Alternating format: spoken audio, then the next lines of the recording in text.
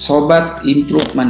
Ketika kita belajar statistik, seringkali kita belajar tentang rumus. Bagaimana rumus CPK atau PPK. Sebagai contoh adalah rumus mengenai CPK PPK. Rumusnya adalah upper spec limit dikurang X bar bar atau X bar bar dikurang lower spec limit. Kemudian kita ambil yang minimum dari angka tersebut, kemudian dibagi dengan 3 sigma. Kadang-kadang kita belajar rumus, tapi kita tidak memahami konsepnya. Oleh karena itulah saya lebih memfokuskan untuk kita belajar lebih ke arah konsep, tidak menghafal rumus. Kita coba lihat bagaimana cara kita belajar dengan menggunakan konsep. Mempelajari kemampuan proses, kita mengetahui ada yang namanya variasi dari proses produksi. Misalnya, variasi proses produksi 9,2 sampai 11,8. Kemudian kita gambarkan dalam bentuk kurva Bell. Setelah itu, kita memiliki spesifikasi produk 10 plus minus 1 yang kita gambarkan dalam bentuk garis.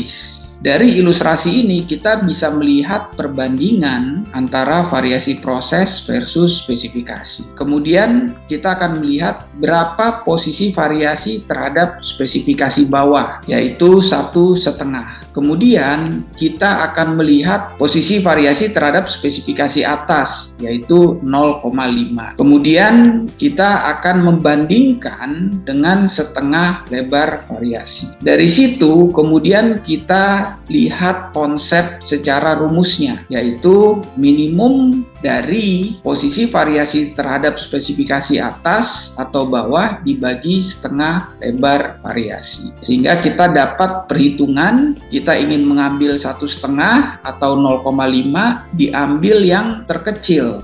Kemudian dibagi dengan 1,3. Sehingga kita bisa mendapatkan nilai CPK atau PPK 0,38.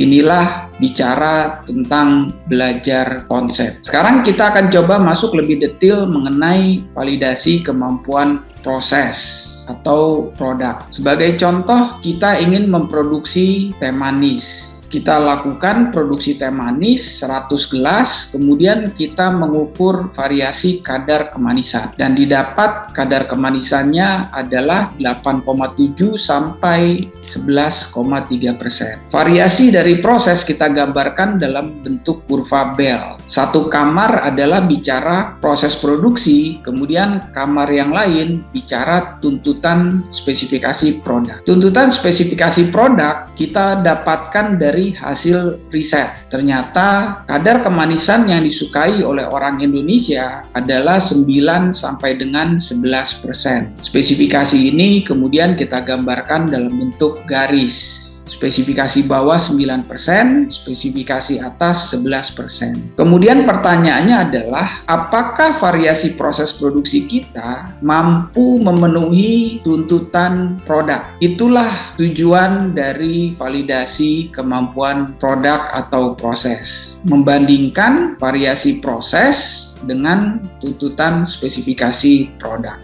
Tadi kita bicara kamar 1 tentang proses produksi dengan variasi 8,7 sampai 11,3%. Kemudian kita bicara kamar kedua tentang spesifikasi produk. Kemudian kita bandingkan sehingga bisa dilihat apakah variasi proses berada di dalam spesifikasi atau ada yang keluar dari spesifikasi. Melihat gambar ini, kita melihat ada sedikit variasi dari produk yang keluar dari spesifikasi. Ada di spesifikasi bawah maupun ada di spesifikasi atas. Kesimpulannya adalah proses masih belum mampu karena variasi proses melebihi tuntutan spesifikasi produk. Lalu bagaimana kita berbicara tentang kemampuan tersebut secara angka? Ada yang disebut dengan indeks capability CP atau PP.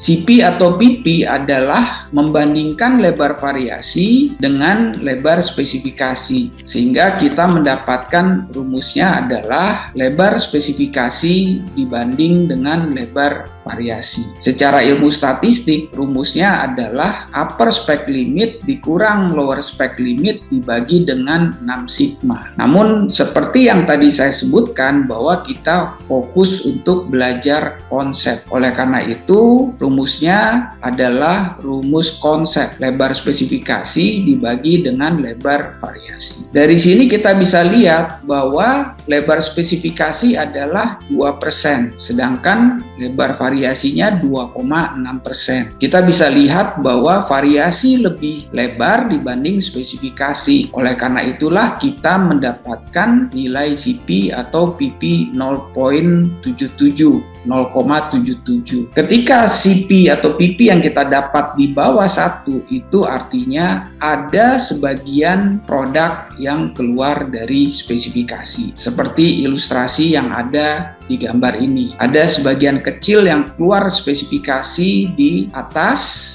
di daerah atas, ada yang keluar spesifikasi di daerah spesifikasi bawah. Jadi dalam artian proses ini belum mampu karena variasi proses lebih besar daripada spesifikasi. Kemudian kita coba bandingkan, ya, ada kadar kemanisan untuk orang Indonesia 9-11%. Kemudian dengan proses produksi yang sama, kita jual produk tersebut ke orang Eropa, di mana orang Eropa menyukai teh manis yang tidak terlalu manis dengan spesifikasi 7,5-9,5%. Sekarang kita coba lihat gambarnya seperti ini. Jika kita melihat gambar seperti ini, berarti ada lebih dari 50% keluar dari spesifikasi atas. Dalam artian reject produknya adalah 50%. Jika kita lihat, karena CP itu hanya membandingkan spesifikasi versus variasi, maka nilai CP-nya adalah sama, 0,77. Kesimpulannya apa? CP atau PP itu hanya membandingkan spesifikasi versus variasi tanpa melihat posisi dari variasi terhadap spesifikasi. Yuk kita lihat lebih detail mengenai indeks lainnya, yaitu CPK atau PPK. Secara rumus statistik tadi sudah disebutkan mengenai rumus statistik CPK PPK. Tapi seperti yang saya sebutkan sebelumnya, bahwa kita fokus untuk belajar konsep. Variasi proses 9,2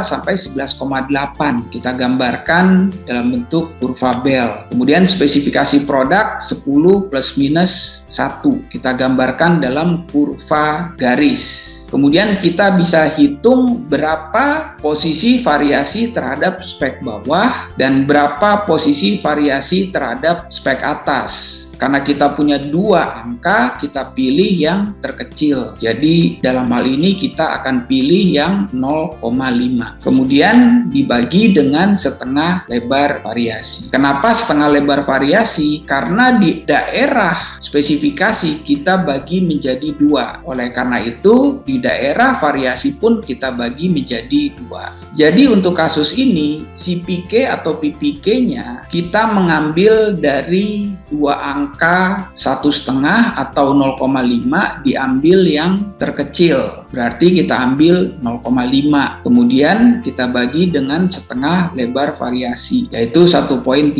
menjadi 0,38. Kita bisa lihat bahwa CP-nya masih sama 0,77, namun karena variasinya sudah berbeda lokasinya, maka defeknya menjadi lebih besar. Oleh karena itu CPK dan PPK-nya pun menjadi 0,38.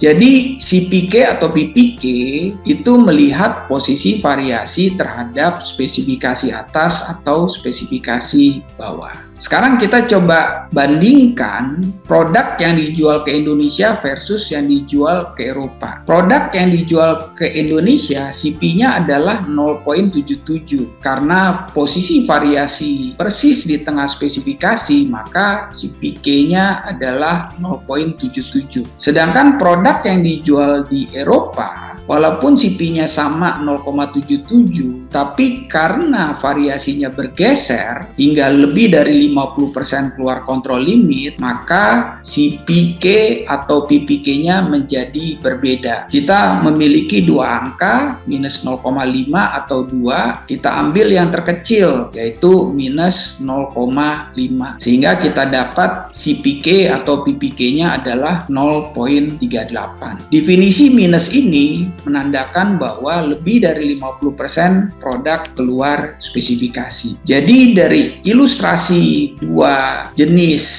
produksi, satu ke Indonesia dan ke Eropa, kedua jenis produksi ini memiliki nilai CP yang sama, tapi memiliki nilai CPK dan PPK yang berbeda karena posisi variasinya tidak sama. Lalu bagaimana solusinya untuk memperbaiki proses produksi teh manis untuk konsumsi Indonesia? Kalau kita lihat hanya sedikit yang keluar spesifikasi di atas maupun di bawah, sehingga kita mendapatkan nilai CPK atau PPK 0,77. Permasalahan di sini dari ilustrasi gambar bisa diketahui bahwa variasi kadar kemanisan masih terlalu besar, sehingga kita improve, perkecil sumber penyebab variasi. Jadi teh manis tersebut memiliki variasi yang besar karena sumber variasinya besar. Dalam hal ini adalah variasi jumlah gula yang masuk ke dalam teh manis. Kita mencoba memperbaiki proses dengan memperkecil variasi jumlah gula yang masuk ke dalam teh manis. Misalnya dengan cara ditimbang. Dengan variasi yang lebih kecil, maka outputnya pun variasinya akan menjadi lebih kecil. Inilah solusi untuk produksi teh manis untuk konsumsi Indonesia. Variasinya harus kita kecilkan dengan cara memperkecil variasi dari sumbernya, yaitu gulanya. Kemudian bagaimana dengan produksi teh manis untuk konsumsi Eropa? Ya, kita lihat bahwa defeknya besar, lebih dari 50%. Namun CP-nya adalah 0,77. Berarti terdapat dua masalah di dalam proses ini. Satu, posisi variasinya yang terlalu ke atas dan juga variasi prosesnya yang terlalu besar. Kalau kita lihat CPK-PPK-nya adalah minus. Jadi kita lihat dari gambaran seperti ini, ternyata tuntutan orang Eropa adalah teh manis yang kadar kemanisannya kurang. Nah, sehingga kita perlu memiliki resep baru khusus untuk orang Eropa dengan jumlah gula yang lebih sedikit. Diharapkan dengan kita mengatur jumlah gula yang lebih sedikit, maka posisi variasi akan bergeser lebih ke arah kiri sehingga mendekati spesifikasi. Kemudian langkah kedua, apa yang harus kita lakukan? Tadi kita lihat bahwa CP-nya masih 0,77. Oleh karena itu, kita pun perlu memperkecil variasi dari teh manis. Sama seperti kasus sebelumnya di produksi Indonesia, maka kita harus memperkecil jumlah gulanya, memperkecil variasi sumber, yaitu variasi jumlah gula, sehingga variasi teh manisnya menjadi lebih kecil. Demikian ilustrasi mengenai perhitungan CPK-PPK secara konsep, termaksud solusi untuk memperbaiki proses sehingga bisa masuk ke dalam range spesifikasi yang kita harapkan. Semoga penjelasan ini bisa memberikan informasi secara lebih mudah mengenai statistik sehingga kita bisa mengimprove proses kita. Salam improvement. There is always room for improvement.